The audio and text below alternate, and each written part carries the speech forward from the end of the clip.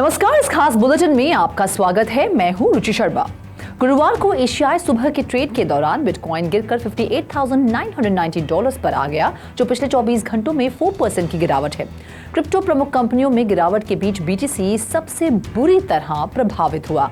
Ether समान समय सीमा में लगभग 5% की गिरावट के साथ $3,225 के आसपास ट्रेड कर रहा था।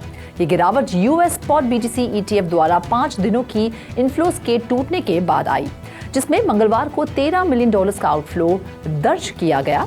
निष्क्रिय क्रिप्टो एक्सचेंज माउंट गॉक्स द्वारा वितरण से आगे बिक्री दबाव की भी चिंताएं हैं।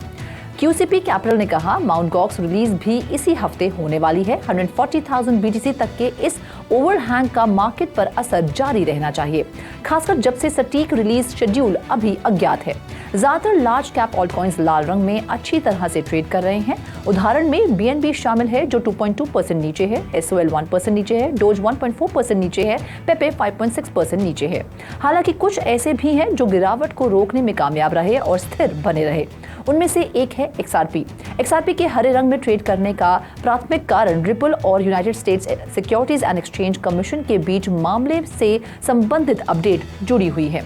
कंपनी ने हाल ही में क्रिप्टो करेंसी एक्सचेंज बाइनेंस से संबंधित एक निर्णय के संबंध में सप्लीमेंटल अथॉरिटी का नोटिस दायर किया है। Global crypto market cap $2.17 trillion है, जो पिछले दिन की तुलना में 4.29% कम है। पिछले 24 घंटों में कुल क्रिप्टो मार्केट का वॉल्यूम $85.66 बिलियन है, जो 60.42% की वृद्धि है।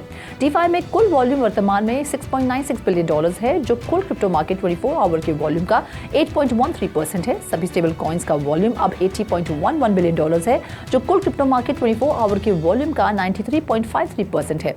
बिटकॉइन का प्रभुत्व वर्तमान में 53.47% है, जो दिन भर में 0.27% की वृद्धि है।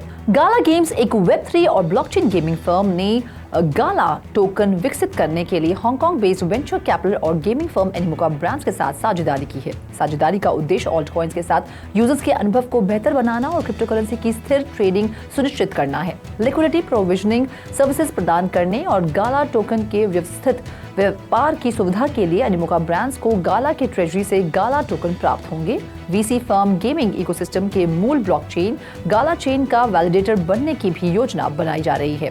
हालांकि गाला टोकन्स में 5% की बढ़ोतरी हुई, फिर कीमत में उल्लेखनीय गिरावट आई। पिछले 24 घंटों में 5.18% की गिरावट आई। डिजिटल एसेट वर्तमान में $0.0261 पर ट्रेड कर रहा है, जो $0.8367 के अपने सर्वकालिक उच्च स्तर से 90% से अधिक गिर गया है। टोकन का ट्रेडिंग वॉल्यूम 0.32% है। वर्तमान ट्रेडिंग वॉल्यूम $72 मिलियन मूल्य का गाला है।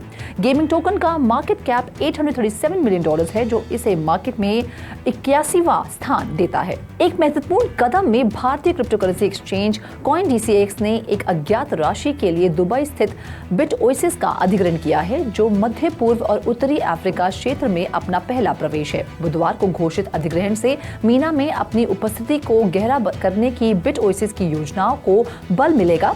हाल ही में बिटओएसिस ने बहरीन में ब्रोकर डीलर लाइसेंस हासिल किया है और संयुक्त अरब एमिरेट्स में लाइसेंस हासिल किया है, जिससे इस क्षेत्र में अपनी नियामक पकड़ मजबूत हुई है। भारत के अग्रणी क्रिप्टो एक्सचेंजेस में से एक CoinDCX 15 मिलियन से अधिक यूजर्स को सेवा प्रदान करता है और रिपोर्ट करता है कि तिमाही स्पॉट ट्रेडिंग वॉल्यूम $840 मिलियन से अधिक है। ये विस्तार भारतीय मार्केट से परे और नए उभरते क्षेत्रों में अपना प्रभाव बढ़ाने की CoinDCX की महत्वाकांक्षाओं का संकेत देता है। इस अधिग्रहण के साथ CoinDCX बढ़ते मीना क्रिप्टो मार्केट में हिस्सेदारी हासिल करने के लिए बिटओएसिस की क्षेत्रीय विशेषज्ञता और नियामक अनुमोदन का लाभ उठाने के लिए तैयार है। लुक ऑन चेन की एक रिपोर्ट के अनुसार इथेरियम ने पिछले साल फी इनकम के मामले में बिटकॉइन को 100% तक पीछे छोड़ दिया है। इथेरियम नेटवर्क ने $2.73 बिलियन की फीस इनकम दर्ज की, जो इंडस्ट्री में सबसे अधिक है। बिटकॉइन ने $1.3 बिलियन का उत्पादन किया, जबकि ट्रॉन नेटवर्क लगभग $460 मिलियन के साथ टॉप 3 में रहा। फी इनकम परिदृश्य में योगदान देने वाले अन्य टोकन में सोलाना, बाइनेंस की chain, Avalanche, ZK Sync Era, Optimism और पॉलीगॉन शामिल है। इथेरियम का ecosystem decentralised finance platforms, NFTs और कई एप्लीकेशंस का समर्थन करता है, जो लेनदेन की मात्रा और शुल्क आय को बढ़ाने में योगदान देता है।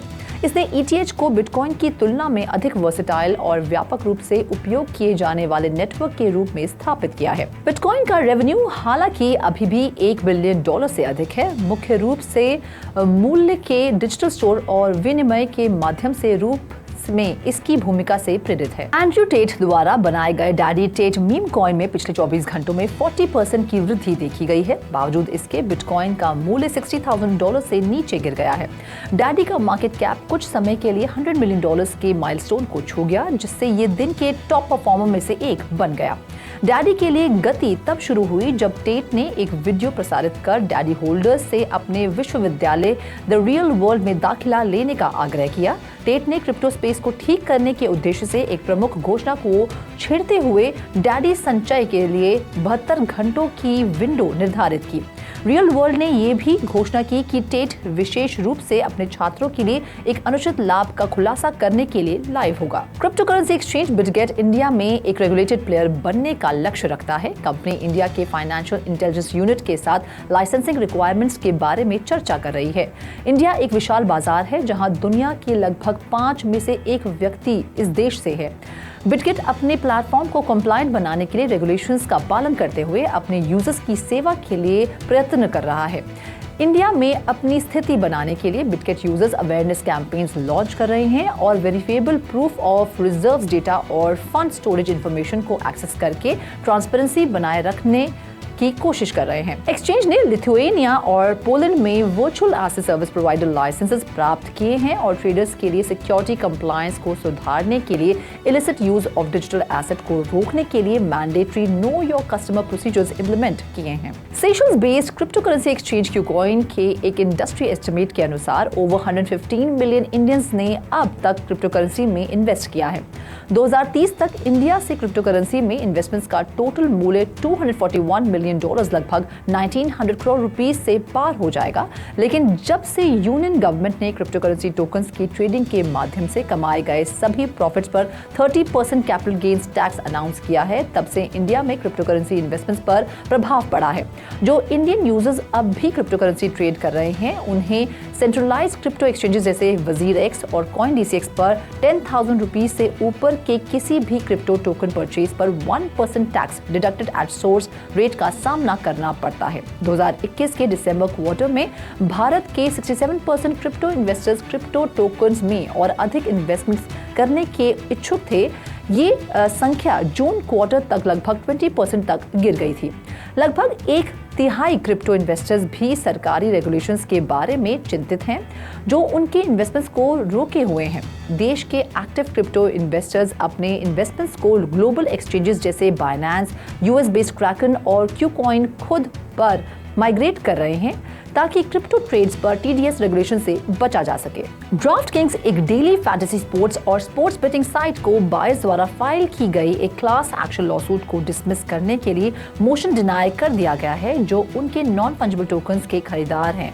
लॉसूट ये दावा करती है कि टोकन्स इन्वेस्टमेंट कॉन्ट्रैक्ट्स हैं जो इस बात के लिए एक भविष्य के कानूनी संघर्ष का रास्ता तय करते हैं कि क्या एनएफटी सिक्योरिटीज हैं। क्लास एक्शन लॉसूट ये आरोप लगाता है कि एनएफटी एंटिटी को वास्तविक तथ्यों का ज्ञान था, जो ये संकेत देते हैं कि एनएफटीज जो उन्होंने एडवर्टाइज और बेचे थे फेडरल और स्टेट सिक्योरिटी लॉज के तहत सिक्योरिटीज थे, लेकिन उन्हें रजिस्टर करने में असफल रहे।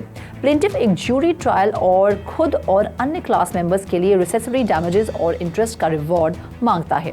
क्लास एक्शन लॉसूट का अनुमान लगाना मुश्किल है क्योंकि मार्केटप्लेस ये एकमात्र क्षेत्र है जहां कस्टमर्स फर्म की एनएफटीज खरीद और बेच सकते हैं। ऑन चेन इन्वेस्टिगेटर जैक एक्सबिटी के अनुसार एक कस्टमर ने फिशिंग अटैक के कारण $1 मिलियन से अधिक की क्रिप्टो करेंसी खो दी। इस बार एक यूजर एड्रेस को एक नकली फिशर ने नुकसान पहुंचाया। 6 board app yacht club NFTs और 40 बीन्स जिनकी संयुक्त कीमत $1 मिलियन से ज्यादा थी, रिपोर्टेडली चुरा ली गई। फिशिंग के कारण $1 मिलियन से ज्यादा का नुकसान हुआ। 6 एप एनएफटीज चुरा ली गई और 40 बीन्स ले गए। ये क्रिप्टो करेंसी फिशिंग स्कीम्स में वृद्धि के साथ मिलता जुलता है, जैसे एड्रेस पॉइजनिंग और इनकरेक्ट सिग्नेचर ऑथराइजेशन।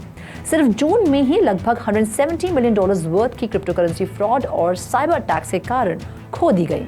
TRX की कीमत डिसेंट्रलाइज्ड ब्लॉकचेन ट्रॉन का नेटिव कॉइन पिछले 30 दिनों में लगभग 15% बढ़ गई है।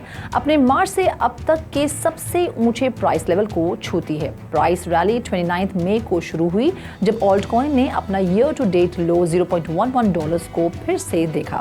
तब से टोकन की वैल्यू 9% बढ़ गई है। TRX के रिलेटिव स्ट्रेंथ इंडेक्स में वृद्धि ये कंफर्म करती है कि प्राइस हाइक रियल डिमांड से सपोर्टेड है। RSI मैट्रिक्स एक एसेट के ओवरबॉट और ओवरसोल्ड कंडीशन को मेजर करता है, जहां 70 से ऊपर का RSI ये संकेत देता है कि एसेट ओवरबॉट है और प्राइस करेक्शन या रिवर्सल का रिस्क है, और 30 के नीचे का RSI ये संकेत देता है कि एसेट ओवरसोल्ड है और रिबाउंड का अनुभव कर सकता है। इस खास बुलेटिन में फिलहाल इतना ही। आप देखते रहिए 3.TV और ज्यादा जानकारी और स्टोरीज के लिए लॉग ऑन करें हमारी वेबसाइट www.3watchtv.io पर या फिर QR कोड को स्कैन करें।